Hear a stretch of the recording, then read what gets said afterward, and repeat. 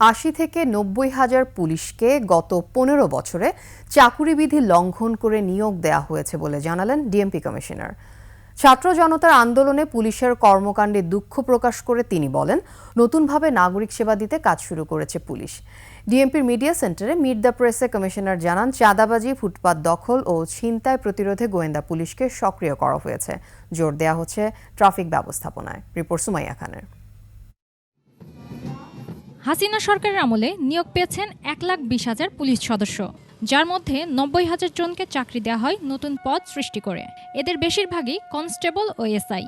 নিয়োগে প্রাধান্য পায় রাজনৈতিক পরিচয়। ডিএমপির মিডিয়া সেন্টারে মিট দ্য প্রেসে ডিএমপি কমিশনার জানান, আওয়ামী লীগ সরকারের সময় পুলিশ নিয়োগে চাকরিবিধি মানা হয়নি।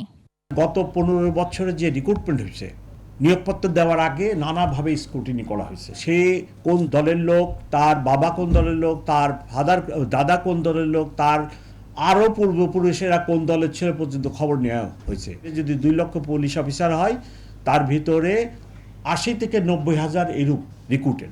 ছাত্র জনতার আন্দোলনে পুলিশের কর্মকাণ্ড নিয়ে ক্ষমা প্রার্থনা করে ডিএমপি কমিশনার জানান, নতুনভাবে নাগরিকদের সেবা দিতে কাজ শুরু করেছে পুলিশ।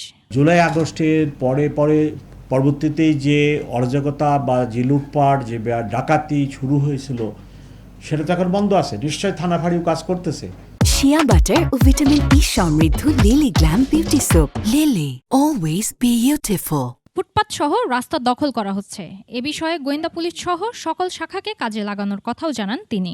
ডিবি, ঢাকা মেট্রোপলিটন পুলিশের একটি ইউনিট, এর বাইরে ক্রাইম নিয়ে কাজ করে আরও ৮টি ইউনিট, তাদেরকেও আমরা অ্যাক্টিভেট করছি।